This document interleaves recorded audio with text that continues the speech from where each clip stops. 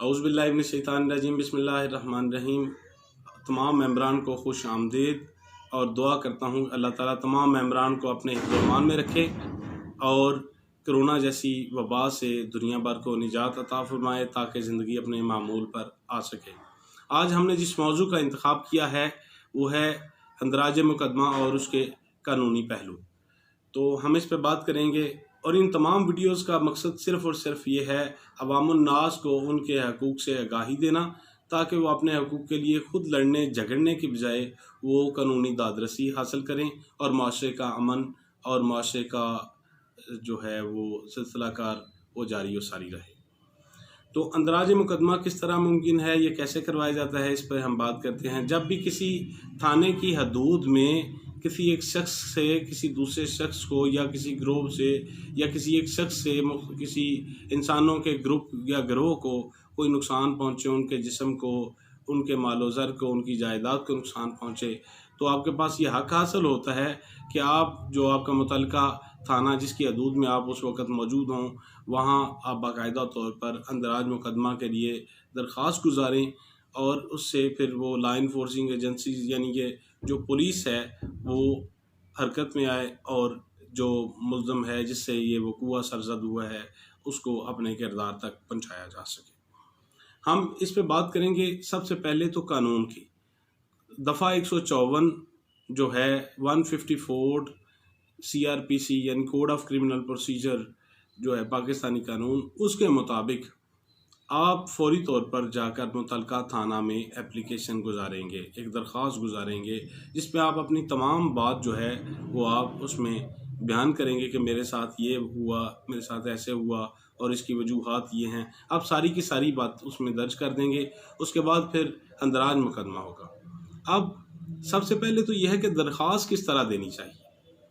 अमूमी तौर पर वक़ूए जो वाक़यात होते हैं वो सच्चे होते हैं, लेकिन चूँकि अवामुन्नास को इसका इल्म नहीं होता और आप दरख्वास्त गुज़ारते हैं, दरख्वास्त में नकाइस जो रह जाते हैं उसकी वजह से हसूल इंसाफ मुमकिन नहीं होता। और बाद अज़ां ये गिला हम करते हैं कि जी अदलिया जो है, हमारी अदालतें हैं वो अदल नहीं कर रही।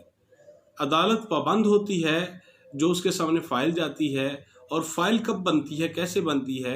सबसे पहले जब आप एक दरख्वास्त पेश करते हैं मुतल्लिका SHO को, जो थाने में आप दरख्वास्त देते हैं कि मेरे साथ ऐसा हुआ, उस दरख्वास्त के देते वक्त आपको कुछ चीज़ों का ख्याल रखना चाहिए। उस पर मैं सबसे पहले बात करता हूँ।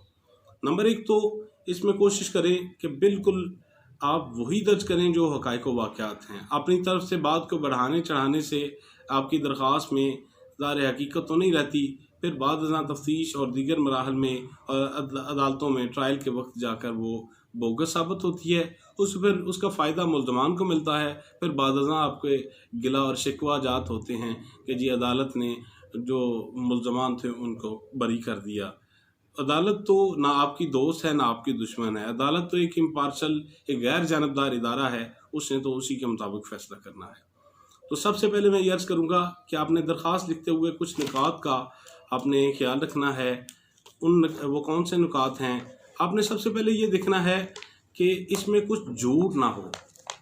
जो वक़ूआ हुआ है उसे सच सच बयान कर दें, ताकि जो आपका पहला इदारा है जिससे आपका वास्ता पड़ेगा, पुलिस, लॉ इन्फोर्सिंग एजेंसी जिसने इन्वेस्टिगेशन करनी है, वो दुरुस्त बुनियादों पर आपके लिए आपको दादरसी का इंतज़ाम कर सके और वो दुरुस्त तौर पर एक गुनाहगार को अदालत के सामने पेश करके सज़ा दिलवा सके।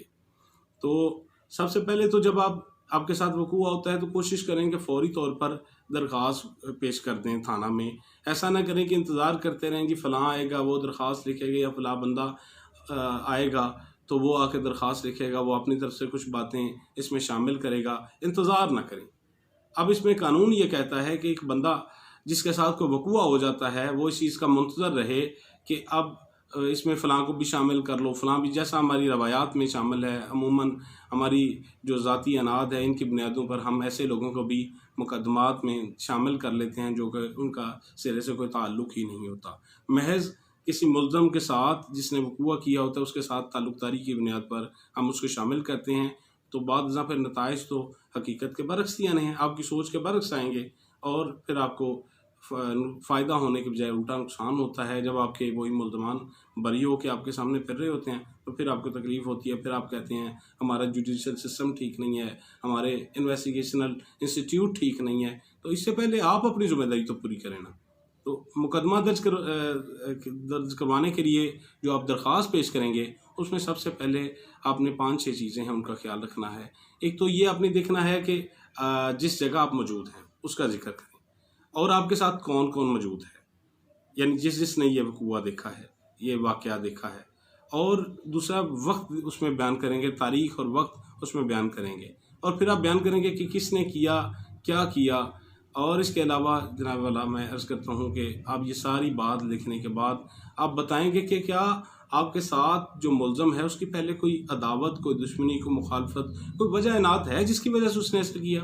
ये सारी बातें आप उसमें दर्ज करेंगे और आप एक दरख्वास्त गुजारेंगे और कोशिश करें कि आपकी तरफ से कोई ताख़ीर ना हो। और अगर आप ताख़ीर बिला वजह इसमें अडॉप्ट करेंगे, इसमें ताख़ीर से दरख्वास्त देंगे तो उसका नतीजा तो बरअक्स आएगा, उसका मुल्ज़म को फ़ायदा जाता है ये ट्रायल की सतह पर। और आपने कोशिश करनी है जो ही कोई ऐसा वाक़या होता है तो फ़ौरी तौर पर दरख्वास्त गुजारने से भी पहले आपके पास एक ऑप्शन मौजूद है। ये हमारे पूरे पाकिस्तान में 15 पे आप कॉल कर सकते हैं, उससे फ़ौरी तौर पे लॉ इन्फोर्सिंग एजेंसीज़ मौका पर पहुंच जाती हैं और हालात व वाक़यात से वो आगाह हो जाती हैं। अब अगर कोई बंदा ऐसा वक़ूआ होता है जिसमें किसी के जिस्म को नुकसान पहुंचता है, यानी किसी को ज़रबात आती हैं, किसी को चोटें आती हैं या किसी को ज़ख्मी कर दिया जाता है, तो आप दरख्वास्त गुजारने से पहले फ़ौरी तौर पर उस शख्स को मुतल्लिका जो आपके करीबी सरकारी अस्पताल है वहाँ मुंतकिल करें ताकि उसे फ़र्स्ट एड दे के उसकी ज़िंदगी को महफूज किया जा सके।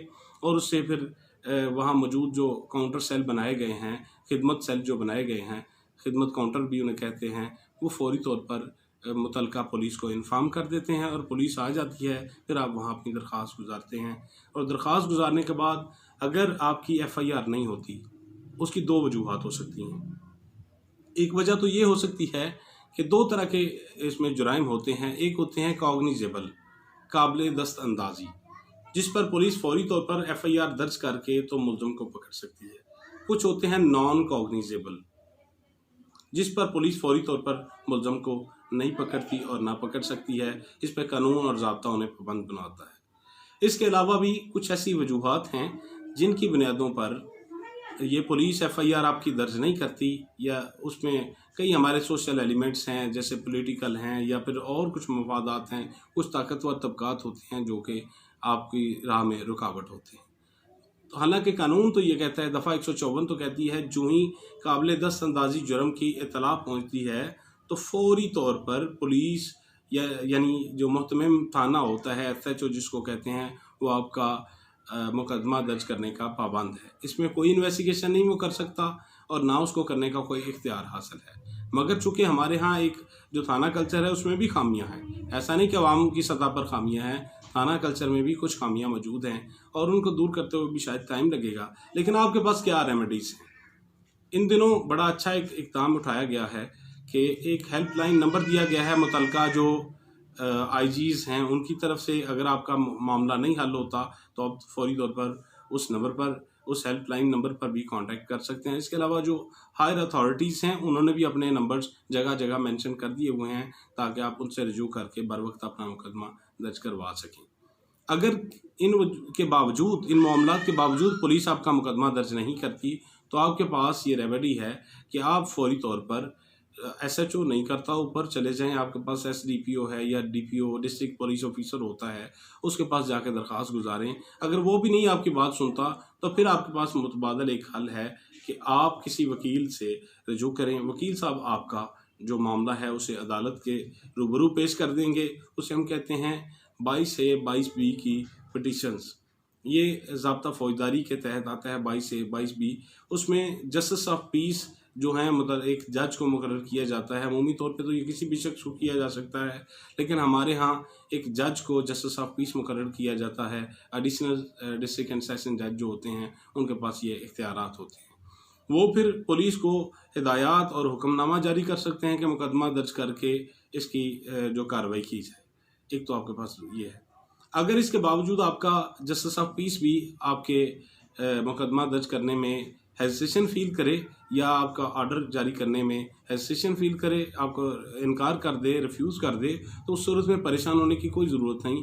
आपके पास इसके बाद दूसरी जो रेमेडी है वो आपके पास हाई कोर्ट्स होती हैं। हाई कोर्ट्स में कॉन्स्टिट्यूशनल राइट्स की प्रोटेक्शन करती है अवामुन नास के लिए।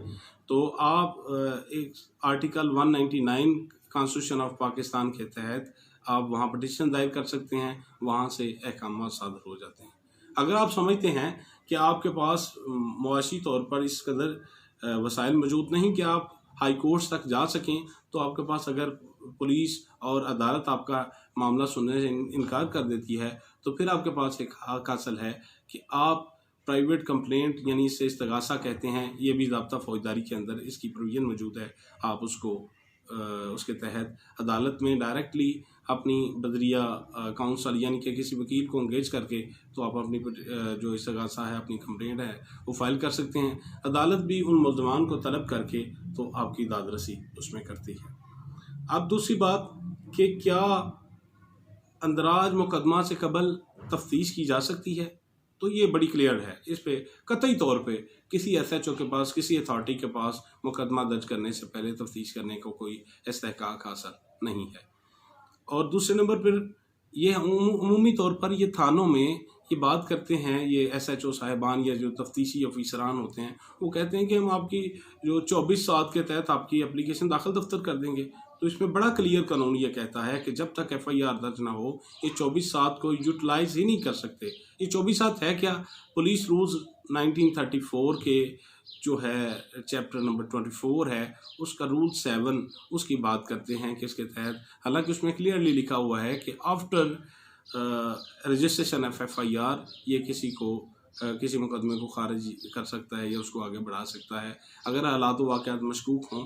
इसी तरह जो ज़ाब्ता फौजदारी के अंदर भी मशकूक हालात में, लेकिन वो मुकदमा दर्ज, ये जो सेक्शन 154 है ज़ाब्ता फौजदारी, वो तो क्लियर करता है कि जब भी FHO के पास ऐसी इतला आती है जिसमें काबिल दस्तअंदाज़ी कोई ऐसा वाक़या वक़ूआ हो जाता है, जुर्म बनता है, तो FHO फौरी तौर पर ड्यूटी बाउंड है, पाबंद है कि आपकी दरख्वास्त के मुताबिक FIR दर्ज करें।